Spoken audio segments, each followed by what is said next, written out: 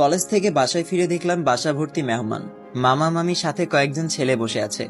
ঘরে যেতেই দেখলাম আপুরাও এসেছে। কিছুই মাথায় ঢুকছে না আমার। ব্যাগ রেখে আপুকে জিজ্ঞেস করলাম, ছেলেগুলো কারা?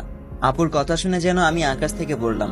আপু বলল, ওই যে লম্বা ছেলেটা দেখছিস, মাথা নিচু করে বসে আছে, ওটা হলো মামার ছেলে, মানে রিত ভাই। আর বাকি যে দুজনকে দেখছিস, ওরা হলো তার বন্ধু। মামা মামি সহ এরা সবাই এসেছে তোকে বউ করে নিয়ে যেতে।